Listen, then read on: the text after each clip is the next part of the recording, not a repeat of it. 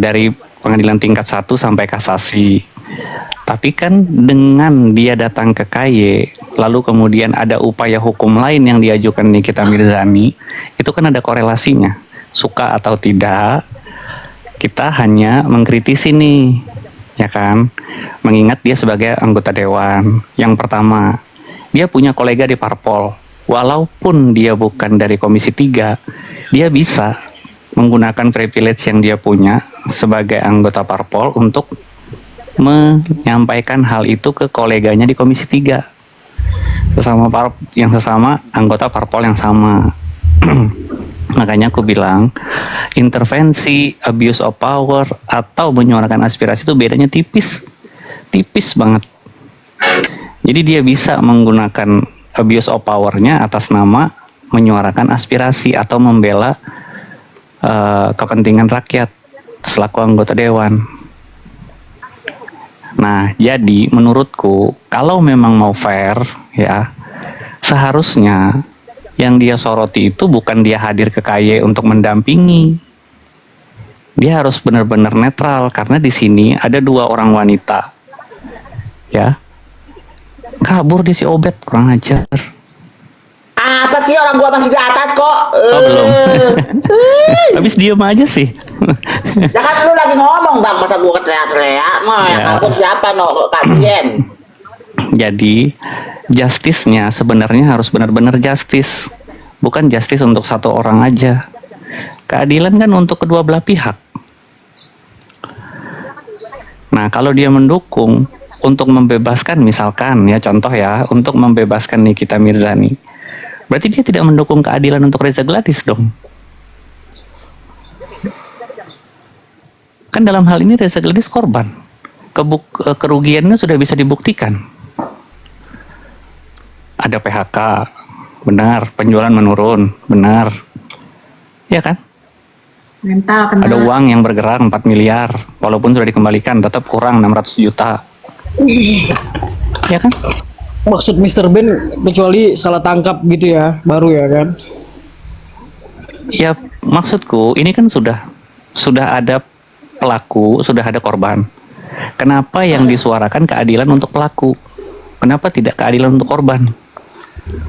Kalau mau fair, disorot yang benar, jangan mendukung salah satu. Karena dia kan sudah bilang, dalam hal ini saya mendukung sahabat saya dengan hashtag Justice for Nikita katanya. Ya kan? Ya mungkin ya seperti yang tadi Kak Fitri bilang bahwa Rieke Diah Pitaloka itu sedang memposisikan dirinya sebagai netizen. Loh, kan tadi aku udah bilang, walaupun dia sebagai netizen, tapi dia sebagai anggota legislatif kan melekat. Nah berarti Kak Fitri juga tadi walaupun Kak Fitri sebagai netizen, tapi Kak Fitri ini sebagai orang yang punya public figure, yaitu berarti sangat berpengaruh. Ya enggak dong, kalau Kak Fitri nggak punya kesempatan untuk abuse of power. Nanti aku duduk dulu kali ya, Beb. Duduk di teras. Duduk di dalam. Duduk dulu. Kan aku punya tuh, ada di depannya. Gitu. Kecuali dia pejabat publik. Makanya aku bilang ya, intervensi, terus kemudian abuse of power, atau menyuarakan aspirasi, itu kan bedanya tipis. Tipis banget gitu loh. Dia bisa mengatakan saya menyuarakan aspirasi masyarakat ya, tapi dia menggunakan privilege yang dia punya, itu kan abuse of power namanya. Bang Willy, silakan Bang Willy ditanggapi atau Bang Abil. Jangan ketawa-ketawa aja Bang Willy. Silakan Bang Willy. Ya siap, Masya Allah. Guanya lagi nyariin doktip ini. Kemana sih doktip ini? Udah kena mental dia, udah kena Apa sih kok mental. malah lari ke doktip? Udah kena mental. Ini Mami Obet pasti tahu nih doktip. Enggak, Mami Obet, maksudnya ini doktip kan selalu berbicara terkait dengan strategi ya. Ini strategi ini nanti tuh begini, nanti strategi ini begini. Enggak tahan dulu. Pindah tema ini namanya pindah tema kalau begini. Enggak. Kalau aku dalam sedikit sedikit aja. Maksudnya begini ya. Nanti ini khusus di Komalnya Mbak Fitri ini ya. Nanti apabila misalkan Mbak Fitri dengan teman-teman kan sudah melaporkan ke BPOM, apa jangan-jangan indikasinya beliau lagi ngurus proses BPOM-nya produk yang disepil sama Mbak Fitri. Makanya dia nggak nongol-nongol. Nah, supaya nanti pas saat dia nongol seolah-olah itu sudah di-approve sama pihak BPOM. Nah, ini kan jangan-jangan strategi juga nih. Makanya khusus di Komal ini, apabila itu terjadi, khusus di Komal ini sudah tahu. Jadi udah senyum-senyum aja tindakan yang akan dilakukan sama beliau. Begitu yang pertama. Nanti Mbak Fitri pun juga sudah paham kenapa dia menghilang, karena lagi ngurus proses untuk BPOM-nya. Tapi poinnya, apakah BPOM akan meng-approve proses penyelesaian terkait dengan produk dia? Nah, ini yang jadi pertanyaannya. Ini ya, kalau Bang Willy mau nanya, Abang Willy kita harus panggil Dedi ini ke sini. Udah Dedi nggak bisa. Gini, Kalau Obed. aku sekarang nggak bela Doktip masalahnya. Mohon maaf Bang Willy. Dedi lagi bahas Nadim, jadi dia juga karena junjungannya nggak aktif, dia juga ikut pindah pembahasan. Dia bahas Nadim Makarim sekarang. Sebetulnya ini juga akan terlupakan ya sebetulnya. Mr. Blend, itu soal doktif itu sebenarnya ketika BPOM mudah mencabut izin edarnya dia, itu sudah menjadi bukti yang nyata dia melanggar Undang-Undang Perlindungan Konsumen. Betul. Itu tadi Obed dia Itu udah clean and clear itu. Jadi kadang kita heran ya, waktu Kak Fitri spill masalah stiker itu kan sudah jelas tuh. Ya itu udah barang gua kasih NA-nya bahan nggak dikit ada. ya untuk diskusi. Guanya Om suara dulu. Gua kasih bahan.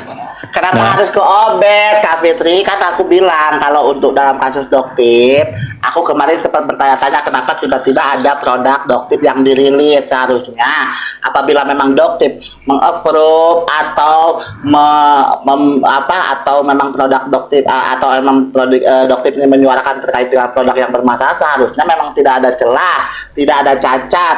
Doktip produk Doktip pun tidak dirilis sama BPOM. Nah, itu aku yang pertanyakan kalau dalam kasus Doktip.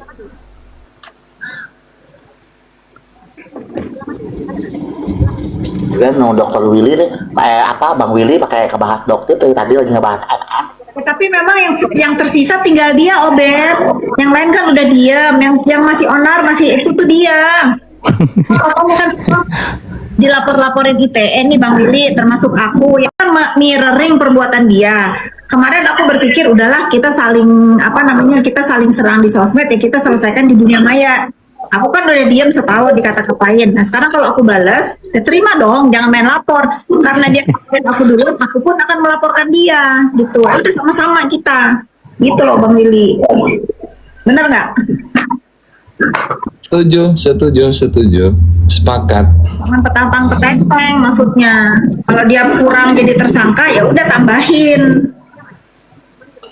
Aduh, kayaknya aku mau nge-gym dulu deh. Udah jam berapa ini ya? Jam setengah dua. Jam 2. Iya. Mami Obed tapi udah sehat ya Mami Samira Obed ngelaporin ya. Mbak Fitri, Mbak. Laporin nanti kamu ya semua, jadi aku mau ngumpulin 100 lawyer. Waduh. Siap, jangan semangat. Ini ada Bang Rapi juga. Aku harus masuk, Bang Leon harus masuk pokoknya. Kita lihat. Ya, Iya betul, itu kata Bang Leon tuh betul tadi tuh ya. Jadi mereka ini kadang entah siapa si Dedi juga ikut-ikutan lagi kan. Ikut-ikutan anehnya si Dedi. Ada Maya Estianti masuk sini. Wow. Nongol masuk doang bentar pakai. Iya, jadi si siapa namanya? Si produknya Dokpeng. Itu kan jelas-jelas di situ rilis di Badan POM bahwa komposisi yang ada dalam produk itu tidak sesuai di dalam kemasan itu, sama bahannya tidak sesuai komposisinya. Itu kata Badan POM. Berarti udah itu lembaga resmi itu yang merilis itu. Tapi kan pembelaan mereka kemana-mana. Nah ini baru, enaknya apalah ketek-ketek bengek, nggak penting itu kan, kita harus dengar mereka. Nah, maksudku gini, yang di-spill sama Kak Fitri itu setelah ditanyakan ke BPOM itu kan NA-nya sudah lama dicabut. ya kan? Nah, kenapa si Dedi? Ya, kenapa si Dedi justru bikin video tentang penandaan produk? Terus dia sampaikan peraturan perundang-undangannya.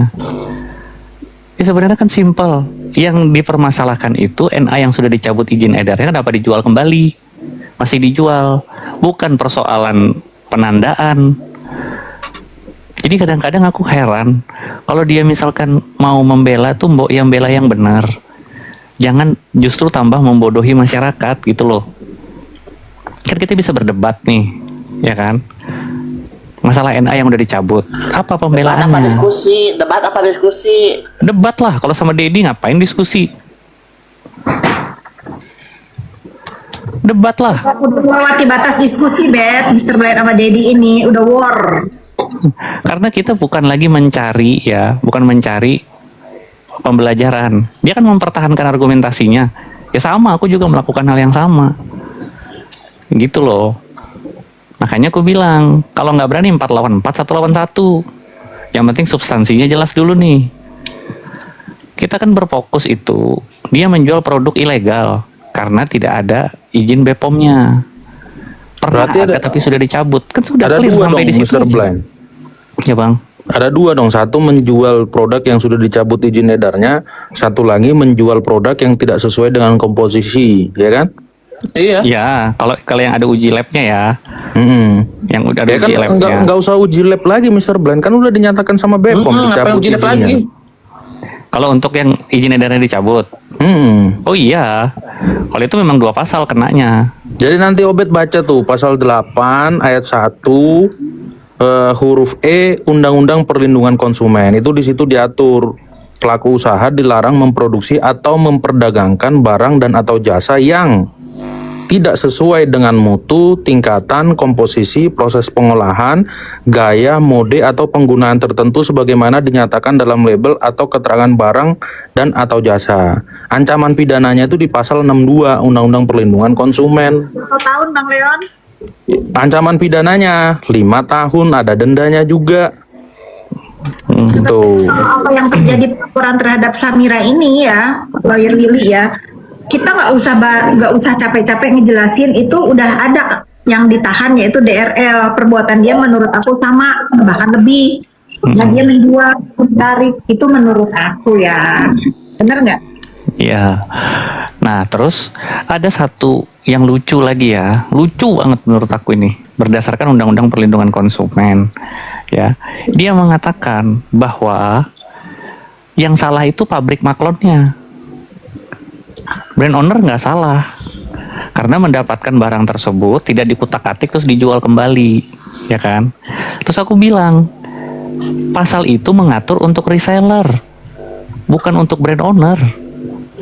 Kalau reseller itu mendapatkan barang dari brand owner, kan dia membeli produk dari pelaku usaha lain, ya, membeli produk dari pelaku usaha lain, kemudian tidak mengubah bentuk atau komposisi, lalu kemudian dijual kembali ke konsumen, maka tidak dikenai pertanggungjawaban. Nah itu perdebatan kita terakhir tuh di situ waktu itu. Aku bilang, kalau pabrik maklon itu yang salah, lah pabrik maklon itu yang nyuruh bikin siapa? Kan yang suruh bikin brand owner, bikinin saya produk ini dong. Iya kan? Terus kalau misalkan produk itu salah, yang salah pabrik maklonnya gitu. Nah itu terakhir perdebatan itu, makanya dia udah nggak mau lagi kayaknya berdebat sama aku. Lagi pula Mr. Blind, karena ada ajaran penyertaan turut serta. Ya dia turut serta lah bersama pabriknya. Makanya seolah-olah bang, dia itu mau melepaskan diri. Bahwa dia tidak bisa dituntut. malah konyol Dedi gini. Ya udah, aku tantang kau bikin VT gitu. Sebut namanya Samira katanya. Apa sih udah aku bilang. Dedi lama-lama udah kayak kalau mulut tak gue bilang ngeri banget lu kayak perempuan gue bilang. jadi suruh orang. Ya, Obet hilang nih, Obet nih berjemur katanya, Obet mau berjemur ya, terapi. Berjemur jam segini. Yang ada hitam, Bet, jemur jam segini. Ini aku udah pada datang, aku mau meeting dulu, boleh? Oke, Kak. Pak. Bang Leon, Bang Raffi ntar malam lagi ya. Oke. Oke. Aku nanti ini lah, aku nanti mau cerita ya. Bagusnya kalau memang ada Mbak Rike atau apa bisa diundang ini bagus ini. Saya mau kasih bahan ini sama beliau. Kita undang deh. Ya, terkait dengan upaya-upaya untuk dia sebagai anggota DPR RI dalam menyelamatkan bangsa Indonesia dan rakyat Indonesia, nanti kita kasih bahan ke beliau. Ini Mbak Lawir Lili, kita sepakat kita harus memberantas mafia skincare, itu kita sepakat dulu. Nah, dia harus datang ke sini, jadi kita kasih masukan yang mafia itu siapa gitu. Kita kasih masukan. Berdasarkan bukti-bukti yang aku punya juga, banyak banget bukti yang aku punya. Banyak banget owner skincare yang ngasih informasi ke aku. Tapi menjaga privasi mereka dan mereka pun takut sebetulnya, jadi aku udah sepakat untuk nggak men-share. Cuman apa yang dilakukan oleh oknum-oknum dokter ini itu keji banget. Oke. Dan sekaligus ada dulu itu sudah pernah kita ajukan juga dari Lembaga Bantuan Hukum Kesehatan atau LBH kepada DPR RI. Tapi karena memang untuk terbitnya Undang-Undang 17 tahun 2023 ini secara cepat, jadi ada beberapa poin masukan kita itu belum di-approve. Nah, mungkin Mbak Rike nanti kita akan kasih bahannya supaya bisa melaksanakan itu. Nah, ini lebih sip lagi ini nanti itu bahannya. Terima kasih Mbak Fitri. Yuk, selamat malam lagi ya. Siap, makasih Kak. Aku, Bang Leon, Kaisar, Ica, Bang Rani, Ruli, selamat sore. Oke, guys. Siap. Oke.